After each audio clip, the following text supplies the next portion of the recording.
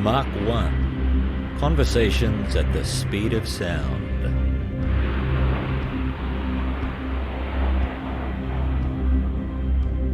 The sort of stuff we did was, once again, working with the SAS, where you'd have to arrive at the middle of the night at a 3,000-foot dirt strip with the only lights were a couple of siloom sticks put down each side of the runway by the SAS guys, coming in where you had to, no lights, and land in a 200-foot zone within that first 500 feet. Otherwise, your landing performance was not valid. You wouldn't pull up in time. So you had to touch down, you had to concentrate on these couple of tiny specks of light out in the middle of the outback Australia. No landing lights, and land, come in and do this very quick routine, plus or minus 15 seconds. And then the ramp and door would open and either vehicles would go out or vehicles would drive in, quickly chain themselves while you set power on the brakes, and you'd be rolling as they close the ramp and door and disappear into the night again. QAM volunteer Tony Johnstone there, and you're going to hear more from Tony in a moment. Hello and welcome to this episode of Mach 1, the podcast of the Queensland Air Museum, Caloundra. My name is Garry Hills, I'm a QAM volunteer, I'm delighted to say, and I'll be your host for this little conversation that I recorded a few weeks back with Tony. Tony works on some of our restoration projects at the Air Museum, and we heard from his father Gordon a few weeks ago. If you haven't had a chance to listen to that one, it's a cracker. Maybe go back and hear about Gordon's flying career with the Air Force, particularly his involvement with the crash of the P-3B Orion number 296. But today we're talking with Tony. Tony has, he tells me, 23,730 hours as a pilot. That's a lot of time in charge of aircraft. And when you hear his story, you'll hear a man who loves to be challenged, to rise in his skill set in a particular aircraft, and then when he moves on to the next one or the next mission, to do exactly the same thing. You'll hear Tony say that he saw his pilot's license as a license to learn. And that certainly characterises his career in aviation. I spoke to Tony in Hangar 2 on a very busy day at the Queensland Air Museum. There were a lot of visitors moving around. There were workshop and maintenance volunteers moving around, so you'll hear a lot of chatter and noise in the background. But I like that sort of a sound. It's good to know that the Queensland Air Museum has a lot of activity going on, some days more than others. But this was a Wednesday when everybody seemed to be there all at once. So this is me talking to Tony Johnstone. I was born into an Air Force family, so I was born in Perth, but moved away when I was 3. Moved around New South Wales, South Australia, Queensland, ACT, in the whole time I did my schooling and education. So I regard Queensland as home, but I've lived everywhere. As far as QAM, I volunteered. I was flying for Qantas when we were stood down unpaid, and an old mate of mine, who was a flight engineer I flew with on Orions, called Pete Scavell, was aware of this, and he wrote me and said, we're reassembling an Orion that had been the museum had purchased. How about you give us a hand? So I said, yep. I came in 2 days a week, and on the tail end of that project, helped reassemble the Orion. It already had the wings and engines, but we put the tail and a few other things on it. It took about 3 or 4 months worth, I guess. And then that evolved into a few ongoing maintenance items, and then working on other aircraft and doing other restoration-related things here in the museum. My dad was originally a signaller and then an air electronics officer on originally Lincolns and then Dakotas, then Neptunes, and he was on the original pickup of the P-3B Orion back in about 1968. Ever since I was little, I don't know exactly why, but I'd always wanted to be a pilot in the Air Force.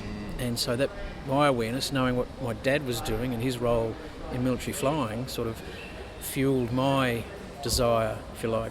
Okay. And I managed to do about, I was in the training corps, cadets, which made it all legal. Dad arranged, I did about 50 hours of flying in Neptunes during school holidays. And how cool is that? Weeknights, they'd just have some pilots doing circuits, and Dad would tee it up after school. I'd race over and sit down in the radio position and watch the flames coming out of the exhaust stacks on the big Wright Cyclone engines as they were doing touch and goes, and sitting there watching the flying happening in what literally was a World War II bomber, that involved. And so that for a teenage kid was fantastic. Managed to do a bit of other flying in Chinooks, Iroquois, Kiowas. Just off my own bat, you'd see them flying. So you ring up one of the Army officers' messes at Laverack Barracks and say, "Oh, guess what?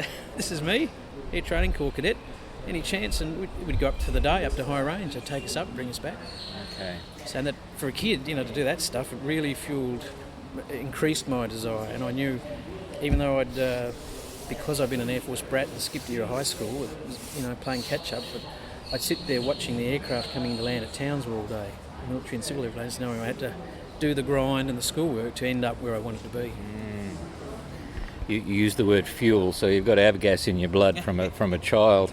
And you mentioned your dad, and we had a great conversation with your dad talking about the pickup of those Orions, the P3Bs, and number 296, and that incident where the wheel collapsed on landing, and they had all of that. So we were very pleased to talk to him and hear that story. And it's good now to have this family connection, so he can listen to your episode now too and hear from you. So, all right, well, you've got this interest in aviation. You've got some experience with aviation even as a young bloke. And your goal is to be a pilot. Let's go to your time at Point Cook. So then you applied to be a pilot in the Air Force. What were they training with at the time you went in? The CD4 was the basic trainer. It was a couple of years old. I'm not exactly sure when the Wingill finished, but I joined on the 23rd of June 1980.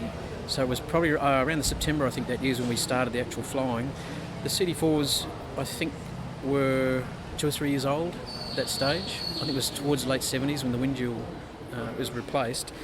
So we hopped in, and the only simulator was an old 1CD4, I think, had been in a prang. So it just had from the firewall back that bit with just switches connected to nothing, and we'd sit in there and practice our checks. But that was the closest thing we had to a simulator. Everything was in the aeroplane, and with that big fleet of those out in the tarmac at Point Cook. And did you fly the Mackies? Yes, well, I look around. I've flown that Mackie we're looking at here, number 72 in the museum here. I've also flown the Iroquois 310 over there down at Fire Squadron. So yes, the Mackie was great. The 6 months at Point Cook, I learnt to fly from scratch. And you went solo, but we were so busy, flat out, working and doing study, at least 6.5 days a week. You got to the end of Point Cook and went, "Oh, we're going to Pearce." I made it. And you get to Pearce, and after about the first 3 months, that's when you still head down, and then you've gone from a 120 knot brain, an aeroplane, suddenly you're up to a 380 knot brain. Initially, you see guys coming in, you're maxed out doing 200 knots, then 250, and then by about, after the first, you do a basic handling test, your brain starts at about 300 knots, then up to about 380. You're thinking ahead of the aeroplane now, and you can put it where you want, and that's when you start using it in formation, navigation, and advanced instrument flying. And then by the end of it, you're pushing the throttle to the stop, and it's not fast enough for you. You've really got ahead of the aeroplane, way ahead of it. I heard one of our ex-Air Force pilots say that the Mackie was very forgiving, and it was a great aircraft to learn in and to get your experience with jets. Yes, and they used to, before my time, because pilot's course is basically a fast jet or fighter pilot selection course, effectively, they used to do bombing and gunnery just to the side of the runway at Pearce. They deleted that from the syllabus when I went through, but the Mackie was capable of that and was used at 2OCU for that very thing. So it was quite capable, very forgiving, very safe. If anything, slightly underpowered, they've said. But, I've never heard of a student heavy landing or having a problem landing. It was nice to fly, easy to land. You knew what you're doing. The only thing was, because the rear cockpit was pretty much the same height as the front, for an instructor at night coming in a circuit, they couldn't see anything. And sometimes the standard brief from instructors was to the student coming in and getting ready to say, either teaching them from scratch night circuits. If it looks unsafe, you go round, because I probably won't be able to see. I can watch your speeds and how you're coming in, but as far as getting close to the ground, and some of them would when they're demonstrating, they had to side slip a little bit so they could see the runway. So, it was a bit unusual for an instructor to say, "Listen, if you don't like it, you make the decision." choice. Yes, because and it must be hard for them in that environment trying to teach. That's one of the few criticisms of the Mackie. The rest of the time, very nice, great for formation flying, very stable. But like I said, if it could have done with just a little bit more power, just to make it a little bit more, easier in those sort of scenarios. So your time at Pierce, you've got your wings, you've got your... What was your first deployment then after that? I put in to go to Maritime to fly the Orion, and I got posted to 11 Squadron to fly the P3B, which is actually the same aircraft that my father had flown previously.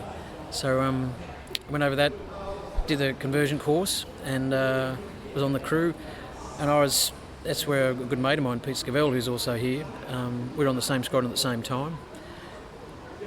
Did flying, we did deployments up to Butterworth in Malaysia. We were chasing Russian submarines, doing the whole Cold War thing, which for young guys was there back then. It was fairly full on and serious. This is the era when the Americans were bumping Russian submarines underwater. There was a lot of argy-bargy. We were tracked by fire control radars that had us locked up, which meant all they had to do was hit the fire button. So we knew, and in Orion, you've got limited capability, you can't shoot back. So we were doing ring runs at 100 feet, flying past all these Soviet bloc and Chinese combatant vessels that basically could have taken us out if they felt like it. We were doing that night and day, and there's a lot of technology involved to do with radar, electronic surveillance and counter sort of warfare things, monitoring him and he's monitoring us, monitoring him, that sort of thing. So there was a bit of a battle of minds that comes to in that maritime warfare environment. So you're exposed to that and working in real time, actually doing real missions against foreign military, which a lot of the other roles in the RAAF at that stage, particularly the fast jet roles, they were doing a lot of training and practicing, practice bombing and gunnery, but they weren't hands-on or involved with potential future enemies. And it strikes me that because this is the Cold War and a lot of this is going on in secret, not many people know these things are actually happening. You're doing that, and most of the people back here don't have a clue what's going on. There was a lot of that. In fact, there were some missions that the guys on other crews weren't allowed to tell anyone else in the squadron. So we were on one crew, and the guys on a separate crew might have been doing this sort of with the support missions for customs, drug surveillance, that sort of thing, which we'd only find out later that what they'd been doing, one way or another. But they weren't allowed to tell anybody else, not even on the same squadron. Which even then, we're doing classified stuff, but that's an extra level again, as far as the secretive nature of those operations. So yes, a lot of that stuff is for young guys going into the average age. I mean, one crew of flying, I was about 21, 22. I think the captain of the aeroplane was about 24. Then the old guys, the blokes who are like 28 and married, they seem so old to us, and it's all relative, in that environment. But young guys deploying around the world, around Southeast Asia, and potentially make decisions flying against foreign naval vessels that are almost shooting at you. So that was a very good experience. And I was also on what they call a Fincastle crew. They have a maritime flying competition between Australia, New Zealand, Canada and the UK, and it was named after a guy who was killed on Sunderlands in World War II. His family initiated a competition, I think during the 1950s, and put up a trophy. So it's flown between those old Commonwealth countries, and there's a fly-off within the squadron to pick a crew, and 10 and 11 Squadron, there's a fly-off between those two to pick a crew to represent Australia. So that was our crew, C Crew 11 Squadron in 1982. Wow. So we went over to New Zealand and flew against, and the Kiwis won that year. So I think we probably came maybe second, but the Kiwis won it with a visual detection. The flying engineer looked out the window and there was a submarine. So they put in a very good attack. They get points for all the various types of detections, and a successful attack, I guess, is the most points, and they won on home soil. So they were very happy. There was a lot of refreshments had after that. Now that's on the P3B.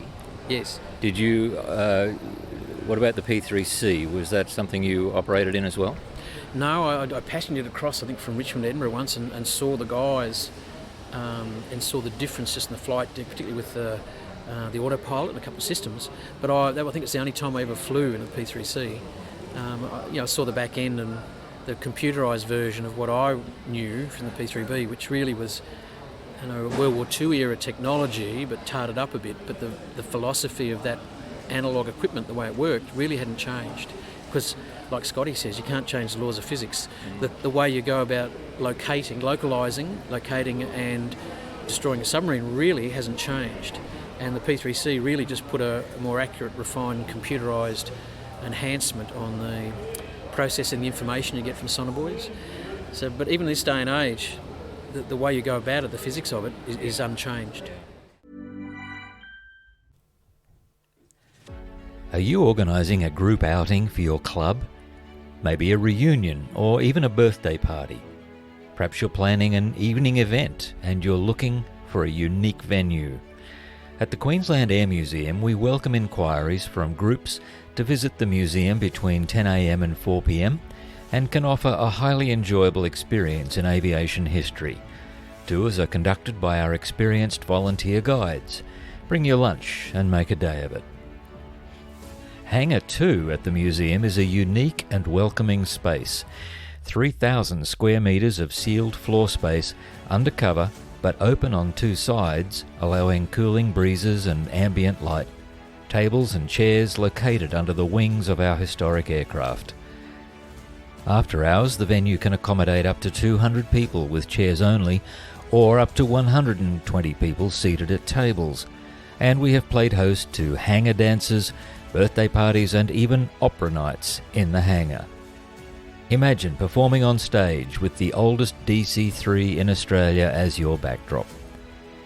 Contact us under bookings on the Queensland Air Museum website or email our Tours and Events Manager at tours@qldair.museum or phone us with your inquiry. The Queensland Air Museum Caloundra, an amazing, welcoming and unique venue for your tour or event. I love the fact that when somebody comes here they can get a little bit of a tour of maritime surveillance and anti-submarine warfare here with the Wessex helicopter for the Navy. We've got the Neptune 277 that you mentioned and the P3. And before that, of course, the Ventura, which did anti-submarine warfare, and you can sort of get the tour of the evolution of the technology.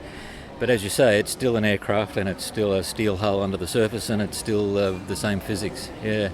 So what happens after you were at number 11 Squadron? I then asked to go to 9 Squadron, flying the Iroquois chopper, which I went to there. I did the first squirrel conversion course. They used to have the old B model Iroquois they used for SAR flights, search and rescue flights, and initial conversion onto rotary wing. They just replaced it with the squirrel. The course was delayed a few months, so I was in a bit of a holding pattern at 9 Squadron. But mid-84, went to 5 Squadron, did what they call rotary wing basic, learnt to hover and fly on choppers, and then we did a 6-week course then to convert onto the H model Iroquois, just like the one we're looking at over there, 310. It was at A2-310. I did my final handling test in that aircraft on Iroquois conversion.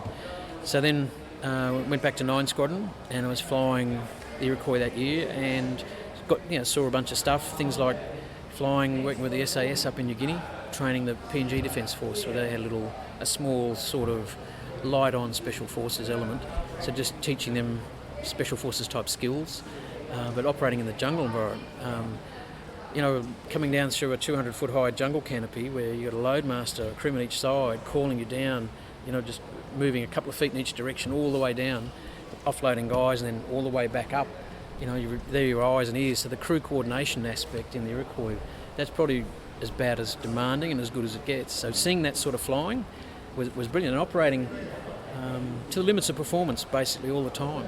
You're carrying as much as you can carry with the performance available, so that's what you do, which means it's all seat of the pants, look out the front, hands and feet flying, which is excellent. I mean, you get the best flying training in the Air Force, but then to actually use it in aircraft like that, on missions like that.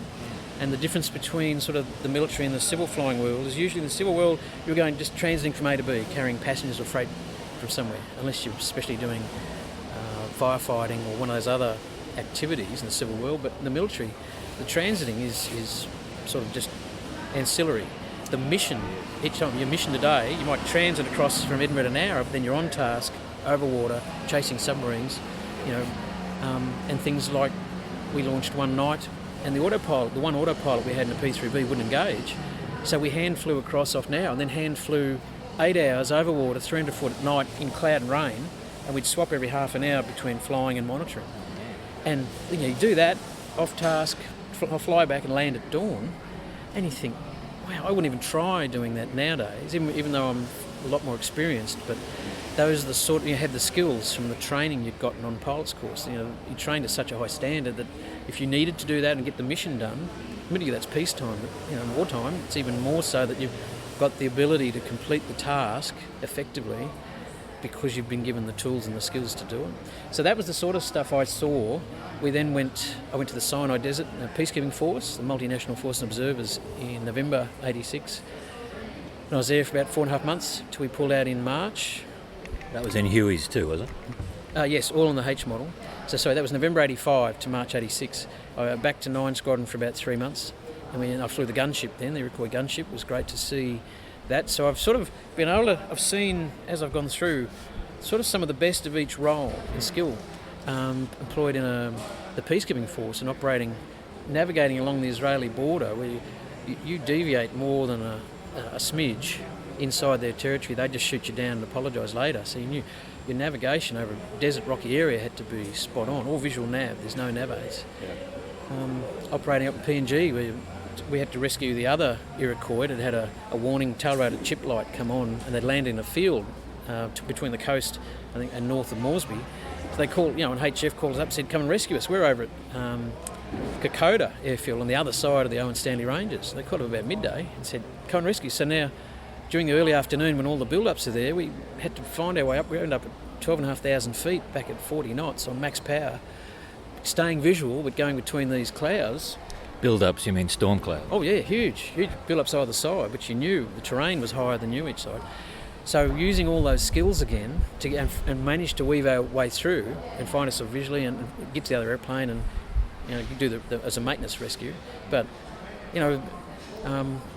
demanding situations you get put in, and all the roles have the various things.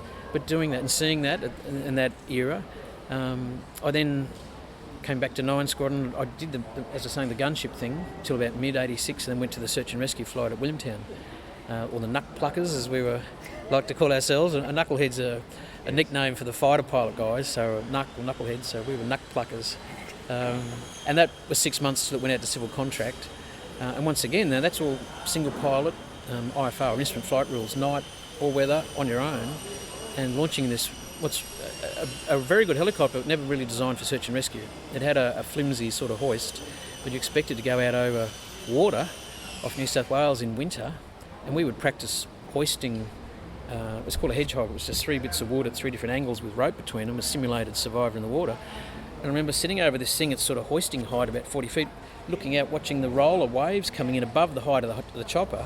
So we'd have to pull up and let these big rollers go through, and we're fishing this hedgehog, this practice, thing out of the water, thinking, here I'm this, a small helicopter, we could be out 75, 80 miles out to sea rescuing, if a guy bangs out of a mirage.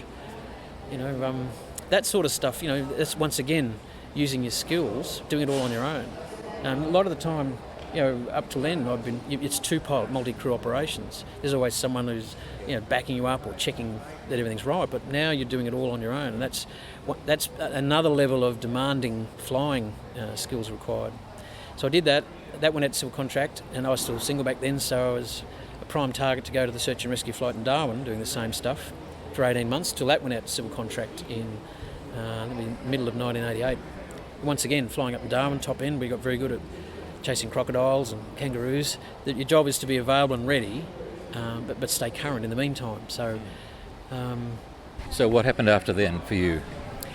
From Darwin, when all the fun had to finally finish, I put in to go to a flying instructor's course, which I did. We're down in Salem, Victoria.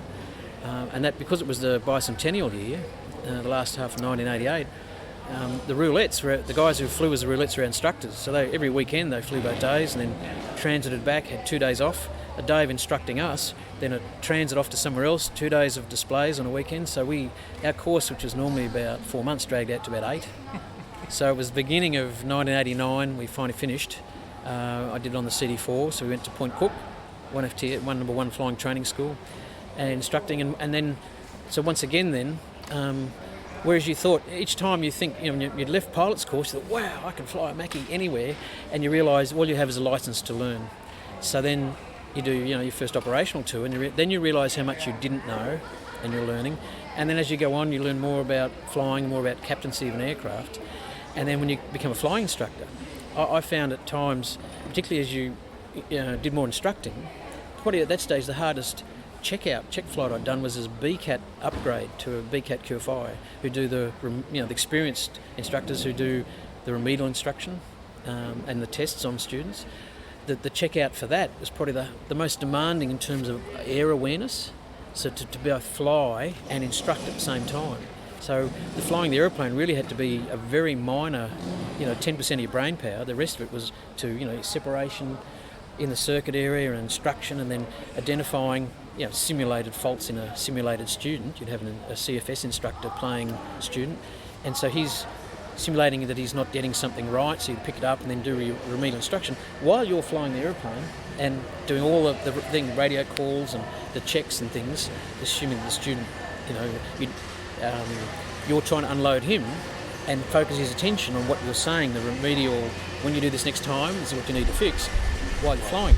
And I found that, once again, your level of flying knowledge and experience increased again. And that I found helped me later. So I did that from the start of '89 till late 1990. And once again, I knew, I guess I said at every Air Force pilot's career, some guys got on course knowing that they wanted to go to the airlines. The Air Force was a stepping stone. I didn't do that. I wanted to be in the Air Force. But at some point later on, when you start to realise, well, I'm getting close to having probably done all the things that I'm going to get to do in the Air Force, and I was at a situation where I probably wouldn't get any more flying tours. You think, you consider going to the airlines. So you start, and that was in the back of my mind. So when I'd finished, as again towards the end of that flying instructional tour at 1FTS, I put in to go to the Herc World to get more multi-engine time, and in that era was more desirable from the airlines in terms of employment. But also, I enjoyed that role, that flying, the tactical Herc World. So I was on the last conversion course in 1990 on the H model Herc, 36 Squadron, and then flew that 91, 92, and I was on a promotion list, I think in 1991, which meant straight away they said, well, we're not going to utilise you as a squadron flying instructor because you're going to be promoted, and you'll be, they won't get the payback for the cost that they need to put into you to get you qualified to do that. But I very quickly got a captaincy. I was a check captain, an instrument rating examiner, and a tactical checker. So I could do all those sequences, and because I had the instructional skills, even though I was running the simulator and instructing guys there, and doing checks on guys in the circuit, doing instrument rating tests in the simulator. All on the Hercules. Yes, some of those you do in the simulator, some in the aircraft. So once again, you're now flying an aeroplane, like doing the instrument rating examiner check.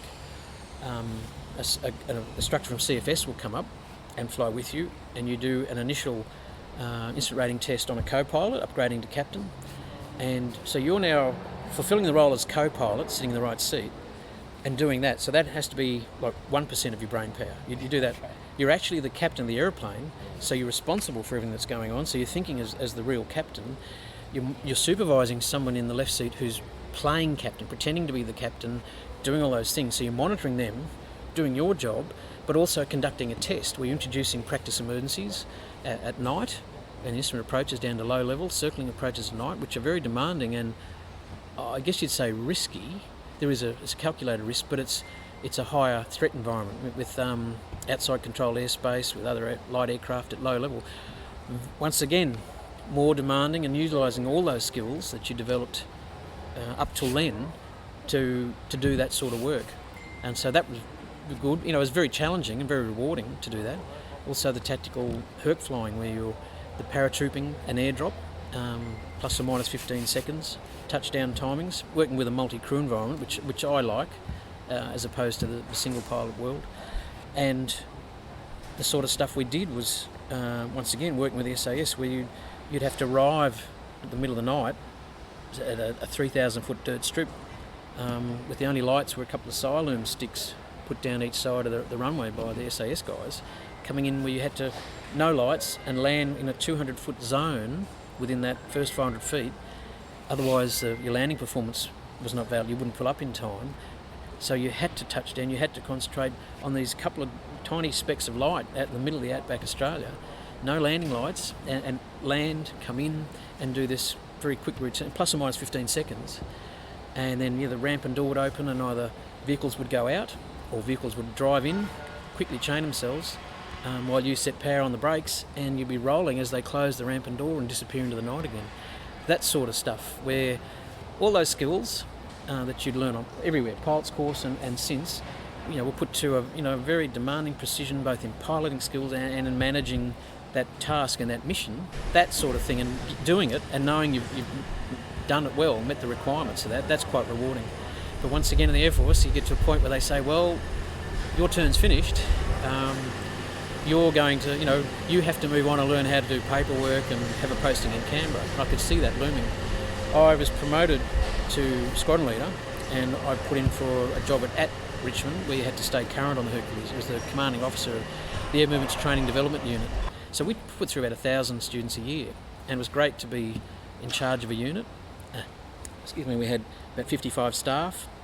But once again, I knew I'd be lucky to get another flying posting after that because of the way the Air Force works. So I started applying to the airlines, and I got a job with Cathay Pacific in Hong Kong, which traditionally had been sort of top of the pile. Fabulous job, great conditions and pay. Unfortunately, I went there they'd introduced what they call a B scale, a 40% reduction in pay, which I didn't know or appreciate before it turned up. But I got a job flying the 747-400, direct entry as a first officer. And that, once again, to go straight into fly a wide-body jet, commercial aviation with glass cockpit to Europe, where I'd never been to before, big learning curve. And they halved the number of training sectors. So whereas before they used to do 40, here they said, well, we'll do 20. If you're up to speed, we'll write you up. So that's what happened. I was 20, up to speed, written up, and yes, flying. So, but only because I had all that experience, probably the only way I was able to cope with that. And I found there was, at times, things like flying through airspace, that awareness where you could get ahead of the aeroplane and manage a bunch of stuff, only because of the previous experience that you could do that. I was there for 18 months, but I applied for Qantas and started with Qantas. And once again, I went straight on the 747-400 and stayed there for 25 years. Captain? No, you join as a second officer in Qantas because that's the industrial thing. Everyone, regardless of your experience, all starts there. And I really had no desire to fly short haul around Australia. I'd done that. I wasn't impressed with the Airbus aeroplanes, their design. So the only option was to stay on the 747-400. And about the time I was about senior enough, you get in the queue to promote on type back to being a first officer like I'd been in Cathay Pacific. They brought in a ban on what they call vertical promotion, trying to force people to go on to these other areas that not a lot of people were applying for.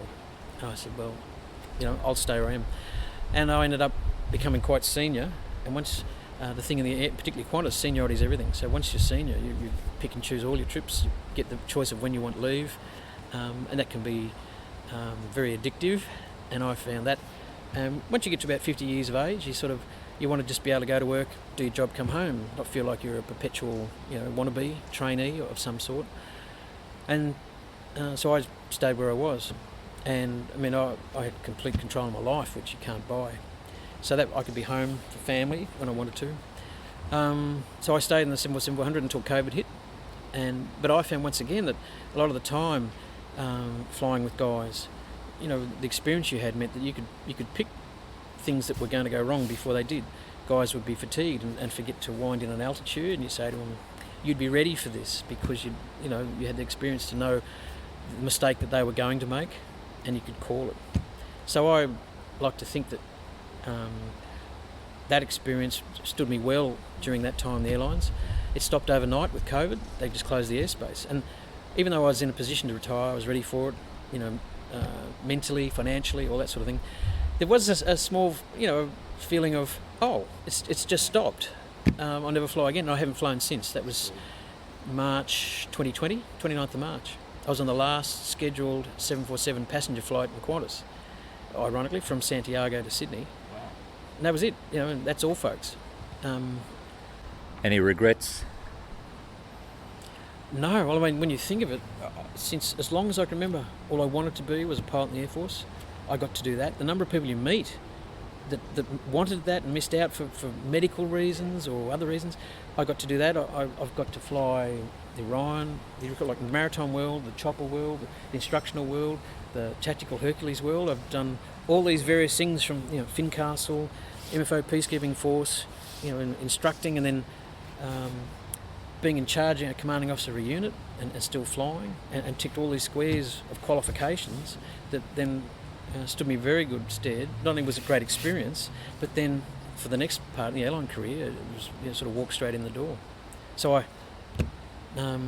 it's very hard to feel like you missed out in any way. Tony Johnstone, thank you very much. That's been fascinating. My pleasure. Thanks, Garry. So that's our episode. Thanks for listening once again. Next week, you're going to hear some updates on some of the restoration projects at the Queensland Air Museum.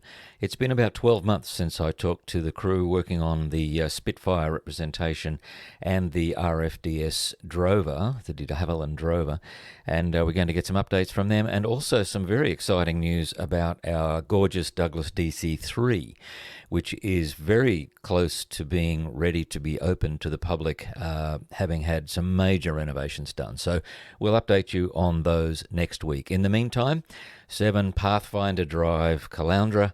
We're open from 10 till 4 each day except Christmas Day and Easter Friday. Come in and see us soon. We would love to meet you. Thanks very much for listening. I'll talk to you again soon. Bye for now.